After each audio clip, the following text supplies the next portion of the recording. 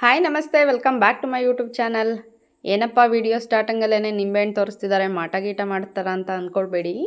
ತುಂಬ ದಿನದಿಂದ ನಿಂಬೆಹಣ್ಣಿನ ಉಪ್ಪಿನಕಾಯಿ ತಿನ್ನಬೇಕು ಅಂತ ಹೇಳಿ ತುಂಬ ಆಸೆ ಆಗಿತ್ತು.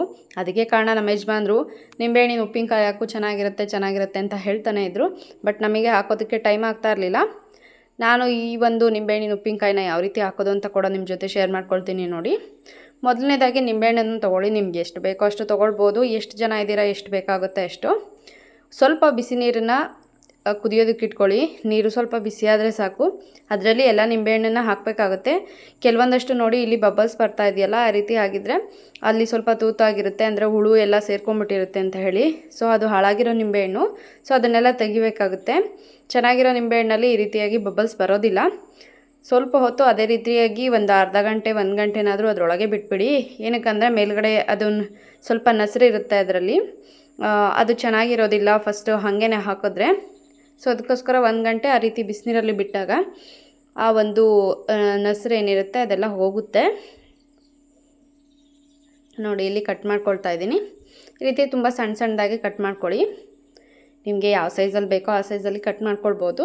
ಈ ರೀತಿ ಮೀಡಿಯಮ್ ಸೈಜಲ್ಲಿ ಕಟ್ ಮಾಡ್ಕೊಳ್ತಾ ಇದ್ದೀನಿ. ಇದ್ರ ಜೊತೆಗೆ ನಾನು ಹಾಗಲಕಾಯಿ ಮತ್ತು ಹಸಿ ಮೆಣಸಿನ್ಕಾಯಿನ ಕೂಡ ಕಟ್ ಮಾಡಿಕೊಂಡು ಸೇರಿಸ್ಕೊಳ್ತಾ ಇದ್ದೀನಿ. ಬರೀ ಹಾಗಲಕಾಯಿ ಉಪ್ಪಿನಕಾಯಿ ತುಂಬಾ ಚೆನ್ನಾಗಿರುತ್ತೆ ಇದಕ್ಕಿಂತನೂ. ಅದನ್ನು ಕೂಡ ಒಂದು ಸಲ ಟ್ರೈ ಮಾಡಿ ನೀವು, ನಿಮಗೂ ಕೂಡ ಇಷ್ಟ ಆಗುತ್ತೆ. ಹಾಗಲಕಾಯಿನ ಯಾರೆಲ್ಲ ತಿನ್ನೋದಕ್ಕೆ ಇಷ್ಟ ಆಗಲ್ಲ, ಹಾಗಲಕಾಯಿ ಪಲ್ಯ ಆಗಿರ್ಬೋದು, ಸಾಂಬಾರಾಗಿರ್ಬೋದು, ಅಂಥವರಿಗೆ ಹಾಗಲಕಾಯಿ ಉಪ್ಪಿನಕಾಯಿನ ಮಾಡಿಕೊಡಿ. ಅದರಲ್ಲಿ ಸ್ವಲ್ಪನೂ ಕಹಿ ಇರೋದಿಲ್ಲ, ಎಲ್ಲರೂ ಕೂಡ ಇಷ್ಟಪಟ್ಟು ತಿಂತಾರೆ. ಇಲ್ಲಿ ಉಪ್ಪಿನಕಾಯಿಗೆ ಖಾರನ ರುಬ್ಕೊಳ್ಳೋದಕ್ಕೆ 1-2 ಟೇಬಲ್ ಸ್ಪೂನಷ್ಟು ಸಾಸಿವೆನ ಹುರ್ಕೊಳ್ತಾ ಇದ್ದೀನಿ. ಹಾಗೆ 1 ದೊಡ್ಡ ಸ್ಪೂನಷ್ಟು ಮೆಂತ್ಯನ ಕೂಡ ಹಾಕಿ ಹುರ್ಕೊಳ್ತಾ ಇದ್ದೀನಿ.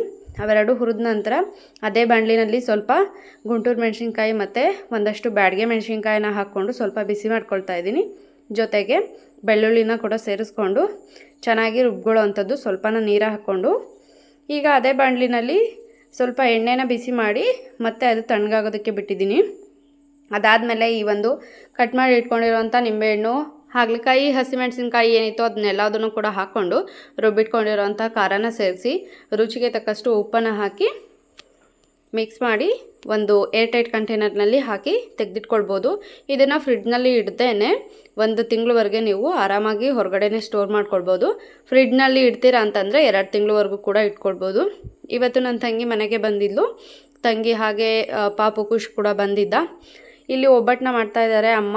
ಅಷ್ಟರಲ್ಲಿ ಡ್ರ್ಯಾಗನ್ ಫ್ರೂಟ್ ತಂದಿದ್ರು ನಮ್ಮಪ್ಪ ಅಂತ ಹೇಳಿ ಕಟ್ ಮಾಡೋದಕ್ಕೆ ಬಂದಳು. ನೋಡಿ ಎಷ್ಟು ಗಲಾಟೆ ಮಾಡ್ತಾನೆ, ಹಠ ಮಾಡ್ತಾನೆ ಅಂತ ಅಂದರೆ, ಹೊಡೆದ್ರೆ ಕೂಡ ಅಷ್ಟೇ 1 ಸೆಕೆಂಡು ಅಳೋದು ಇಲ್ಲ, ಸುಮ್ಮನೆ ಹಾಗೆ ನಿಂತಿರ್ತಾನೆ. ಅಷ್ಟು ಹಠಮಾರಿ ಆಗಿಬಿಟ್ಟಿದ್ದಾನೆ ಇವಾಗಂತೂ. ಮೊದಲೆಲ್ಲ ಸ್ಕೂಲಲ್ಲಿರೋ ನಿಮ್ಮ ಮ್ಯಾಮ್ಗೆ ಹೇಳ್ತೀನಿ ಅಂತ ಹೇಳಿದ್ರೆ, ಕಾಲ್ ಮಾಡಿ ಹೇಳ್ತೀನಿ ಅಂತ ಅಂದರೆ ಹೆದರ್ಕೊಳ್ತಾ ಇದ್ದ. ಇವಾಗ ಅದಕ್ಕೂ ಕೂಡ ತಲೆ ಕೆಡಿಸ್ಕೊಳ್ಳೋದಿಲ್ಲ. ಡ್ರ್ಯಾಗನ್ ಫ್ರೂಟ್ ಅಂದರೆ ಅವನಿಗೆ ತುಂಬಾ ಇಷ್ಟ. ಸೊ 1 ಅಲ್ಲ 2 ಅಲ್ಲ ಎಷ್ಟು ಕೊಟ್ಟರು ಕೂಡ ತಿಂತಾನೇ ಇರ್ತಾನೆ. ಕಟ್ ಮಾಡೋವರೆಗೂ ವೆಯ್ಟ್ ಮಾಡೋಕ್ಕಾಗ್ತಾಯಿಲ್ಲ. ಇನ್ನೊಂದು ಪ್ಲೇಟ್ ಕೂಡ ತೊಗೊಂಬಂದು ಕೂತ್ಕೊಂಡಿದ್ದಾನೆ. ಜೊತೆಗೆ ಇವಾಗ ಖುಷಿ ಕೂಡ ಜಾಯ್ನ್ ಆದಳು. ಅವಳು ಕೂಡ ಅಷ್ಟೇ ಡ್ರ್ಯಾಗನ್ ಫ್ರೂಟ್ ಆಗಿರ್ಬೋದು, ಕಿವಿ ಫ್ರೂಟ್ ಆಗಿರ್ಬೋದು, ಎಲ್ಲ ಒಂದು ಸಿಟ್ರಸ್ ಫ್ರೂಟ್ನ ಕೂಡ ಇಷ್ಟಪಟ್ಟು ತಿಂತಾಳೆ. ನಿಂಬೆಹಣ್ಣು ಕೊಟ್ಟರೆ ಕೂಡ ಅಷ್ಟೇ ಸ್ವಲ್ಪನೂ ಎಕ್ಸ್ಪ್ರೆಷನ್ ಕೊಡ್ದೇ ತಿಂತಾ ಇರ್ತಾಳೆ. ಕಿತ್ಲೆ ಹಣ್ಣು ಆಗಿರ್ಬೋದು, ಮೂಸಂಬೆ ಆಗಿರ್ಬೋದು, ಪ್ರತಿಯೊಂದು ಕೂಡ ಅಷ್ಟೇ. ಇಂಥ ಹಣ್ಣು ತಿನ್ನೋದಿಲ್ಲ ಅವಳು ಅಂತ ಹೇಳೋದಿಲ್ಲ, ಎಲ್ಲದನ್ನು ಕೂಡ ತಿಂತಾಳೆ. ಬಟ್ ರಾಗಿ ಸರಿನ ತಿನ್ನೋದನ್ನು ನಿಲ್ಲಿಸಿದ್ದಾಳೆ. ಅವಳು 1 ತಿಂಗಳು ಕರೆಕ್ಟಾಗಿ ರಾಗಿ ಸರಿ ತಿಂದಿದ್ದು ಅನಿಸುತ್ತೆ. ಅಲ್ಲ 2 ಮಂತ್ಸು, 6 ಮಂತ್ಸ್ ಕಂಪ್ಲೀಟ್ ಆದಾಗ ಸ್ಟಾರ್ಟ್ ಮಾಡಿದ್ದು. 7 ಮಂತ್ಸ್ ಮತ್ತು 8 ಮಂತ್ಸ್ಗೆ ಅವಳು ತಿಂದಳು. 9 ಮಂತ್ಸಿಂದ ಕಂಪ್ಲೀಟಾಗಿ ಬಿಟ್ಬಿಟ್ಲು. ಏನು ಕೂಡ ಸ್ವಲ್ಪನೂ ರಾಗಿ ಸರಿ ತಿಂತಾ ಇಲ್ಲ. ಮತ್ತು ಏನೆಲ್ಲ ಫುಡ್ ಕೊಡ್ತಾ ಇದ್ದೀರಾ ಅಂತ ಕೇಳ್ಬೋದು ನೀವು. ನಾರ್ಮಲಾಗಿ ನಾವೇನು ತಿಂತಾಯಿದ್ದೀವಿ, ಅನ್ನ ಸಾಂಬಾರಾಗಿರ್ಬೋದು ಮತ್ತು ಚಪಾತಿ, ರೊಟ್ಟಿ ಎಲ್ಲದನ್ನು ಕೂಡ ಅಷ್ಟೇ ಸ್ಮಾಲ್ ಕ್ವಾಂಟಿಟಿನಲ್ಲಿ ಚಿಕ್ಕದಾಗಿ ಕಟ್ ಮಾಡಿ ಅವಳಿಗೆ ತಿನ್ನಿಸ್ತಾ ಇರ್ತೀವಿ. ಎಲ್ಲದನ್ನು ಕೂಡ ತಿಂತಾಳೆ. ತುಂಬ ದೊಡ್ಡದಾಗಿ ಕಟ್ ಮಾಡಿ ಕೊಡಬಾರ್ದು. ಚಪಾತಿನೂ ಕೂಡ ಅಷ್ಟೇ ಪುಟಾಣಿಯಾಗಿ ಸಣ್ಣದಾಗಿ ತುಂಡು ಮಾಡಿ ಕೊಟ್ಟರೆ ಅವಳೇ ಕೂಡ ತಿಂತಾಳೆ. ಇಲ್ಲಿ ನೋಡಿ ಎಷ್ಟು ತಲೆಹರಟೆ ಇದ್ದಾಳೆ ಅವಳು ಅಂತ ಹೇಳಿ ನಮ್ಮಮ್ಮನೆಲ್ಲ ಸರಿಸ್ತಾಯಿದ್ರು. ಸೊ ಅವಳು ಅಲ್ಲಿನೇ ಹೋಗಬೇಕು. ಯಾರು ಏನು ಮಾಡ್ತಾ ಇರ್ತಾರೆ, ಎಲ್ಲಿರ್ತಾರೆ ಅಲ್ಲಿನೇ ಹೋಗಿ ಕೂತ್ಕೊಳ್ಳೋ ಅಂಥದ್ದು, ಅಲ್ಲಿ ಆಟ ಆಡೋವಂಥದ್ದು ಜಾಸ್ತಿ ಅವಳು. ಹಾಗೆಯೇ ಅದ್ರ ಜೊತೆಯಲ್ಲಿ ಡ್ರೈ ಫ್ರೂಟ್ಸ್ ಪೌಡರ್ನ ಮಾಡಿದ್ದೀನಿ. ಅದನ್ನು ಲಾಡು ಮಾಡಿ ಕೊಡ್ತೀನಿ. ಅಂದರೆ ಫುಲ್ಲು ನೈಸಾಗಿ ಪೌಡರ್ ಮಾಡಿಟ್ಕೊಂಡಿರುವಂಥದ್ದು. ಸ್ವಲ್ಪ ಬೆಲ್ಲದ ಪಾಕನ ಮಾಡಿ, ಸಕ್ಕರೆ ಏನೂ ಕೊಡಬಾರ್ದು, ಬೆಲ್ಲನೂ ಕೂಡ ಅಷ್ಟೇ ಜಾಸ್ತಿ ಕೊಡಬಾರ್ದು ಮಕ್ಕಳಿಗೆ. ಆದರೂ ಕೂಡ ಸ್ವಲ್ಪ ಟೇಸ್ಟ್ ಇಲ್ಲ ಅಂದರೆ ತಿನ್ನೋದಿಲ್ಲ ಅಂತ ಹೇಳಿ ತುಂಬ ಕಡಿಮೆ ಸಕ್ಕರೆ ಹಾಕಿ ಸ್ವಲ್ಪ ನೀರನ್ನ ಜಾಸ್ತಿ ಹಾಕ್ಬಿಟ್ಟು ಸ್ವಲ್ಪ ಪಾಕದ ರೀತಿ ಮಾಡಿ, ಎಳೆ ಪಾಕನೇ ಅಷ್ಟೇ, ಅದರೊಳಗೆ ಡ್ರೈ ಫ್ರೂಟ್ ಪೌಡರ್ನ ಹಾಕ್ಬಿಟ್ಟು ಉಂಡೆ ಮಾಡಿ ತೆಗೆದಿಟ್ಕೊಂಡಿರ್ತೀನಿ. ಸೊ ಅದು 3 ಡೇಸ್ಗೆ ಆಗೋಷ್ಟು ಮಾತ್ರ ಮಾಡ್ಕೊಳ್ತೀನಿ. ಏನಕ್ಕಂದರೆ ತುಂಬ ಎಳೆಪಾಕದಲ್ಲಿ ತೆಗೆದಿರೋದ್ರಿಂದ ಅದು ಜಾಸ್ತಿ ದಿನದವರೆಗೆ ಇರೋದಿಲ್ಲ. ಪ್ರೇಯಾಂಶು ಡ್ರೈ ಫ್ರೂಟ್ಸ್ ಲಾಡನ್ನು ಕೂಡ ತಿನ್ನೋದಿಲ್ಲ, ಅವನು ಹಾಗೇ ಡ್ರೈ ಫ್ರೂಟ್ಸ್ನ ತಿಂತಾನೆ. ಇಲ್ಲಿ ನೋಡಿ, ಇಲ್ಲಿ ಮಕ್ಕಳೆಲ್ಲ ಎಷ್ಟು ಗಲಾಟೆ ಮಾಡ್ತಾ ಇದ್ದಾರೆ ಅಂತ ಹೇಳಿ. ಒಂದೇ ದಿನ ಅವಳು ಇದ್ದಿದ್ದು, ಒಂದು 4-5 ದಿನ ಇರ್ತೀನಿ ಅಂತ ಹೇಳಿ ಬಂದಿದ್ದರು. ಒಂದು ದಿನಕ್ಕೇ ಇವ್ರನ್ನ ತಡೆಯೋದಕ್ಕಾಗ್ತಾ ಇಲ್ಲ. ಯಾರನ್ನು ಕೂಡ ಅಷ್ಟೇ, ಇವ್ರನ್ನ ನೋಡ್ಕೊಳ್ಳೋದಕ್ಕೆ ಹೋದರೆ ಅಲ್ಲಿ ಅವಳು ಏನೋ ಮಾಡ್ತಾ ಇರೋಳು, ಅವಳನ್ನ ನೋಡೋದಕ್ಕೆ ಹೋದರೆ ಇವರು ಏನಾದರೂ ಜಗಳ ಮಾಡ್ಕೊಂಡಿರೋರು ಇಲ್ಲ ಹೊಡೆದಾಡ್ಕೊಂಡಿರೋರು. ಸೊ ಹಾಗಾಗಿ ಇನ್ನು ನಾಳೆನೇ ಅವಳು ಊರಿಗೆ ಹೋಗ್ತೀನಿ ಅಂತ ಹೇಳಿ ಹೊರಟು ರೆಡಿ ಆಗಿಬಿಟ್ಟಿದ್ಲು. ಎಷ್ಟೇ ಇರು ಅಂತ ಹೇಳಿದ್ರು ಕೂಡ ಇರಲ್ಲ ಅಂತ ಹೇಳಿದ್ಲು.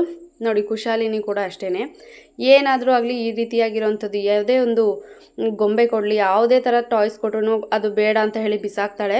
ವಾಟರ್ ಬಾಟಲ್ ಆಗಿರ್ಬೋದು, ಬಾಡಿ ಲೋಷನ್ಸು, ಏನಾದರೂ ಬೇರೆ ಈ ರೀತಿಯಾಗಿರೋವಂಥ ವೈಯರು, ಪಾತ್ರೆಗಳು, ಈ ಥರದ್ದನ್ನು ತೊಗೊಂಡು ಆಟ ಆಡೋವಂಥದ್ದೇ ಜಾಸ್ತಿ.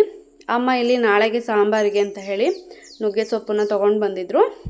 ಅದನ್ನೆಲ್ಲ ಬಿಡಿಸ್ಕೊಂಡು ಕೂತ್ಕೊಂಡಿದ್ದಾರೆ. ಇದನ್ನು ಬಿಡಿಸೋದಕ್ಕೆ ಅಂತ ಹೇಳಿ ಕೂತ್ಕೊಂಡಾಗ ಕೂಡ ಅಷ್ಟೇ ನಾನು ಖುಷಿನ ಎತ್ಕೊಂಡಿದ್ದೆ, ಅವಳು ಅವರಿಬ್ಬರನ್ನ ನೋಡ್ಕೊಳ್ತಾ ಇದ್ಲು.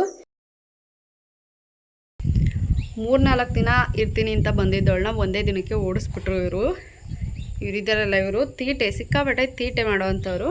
ಇವ್ರನ್ನ ನೋಡ್ಕೊಳ್ಳೋಕ್ಕಾಗ್ದಲೇ, ಕಿರ್ಚಾಡೋದನ್ನು ಕೇಳೋಕ್ಕಾಗ್ದಲೇ ಅವಳು ಕೂಡ ಕಿರ್ಚಿ ಸಾಕಾಗಿದೆ, ತಲೆನೋವು ಬಂದಿದೆ ಅಂತ ಹೇಳಿ ಇಮಿಡಿಯೇಟಾಗಿ ಹೊರಟು ಹೋದ್ಲು.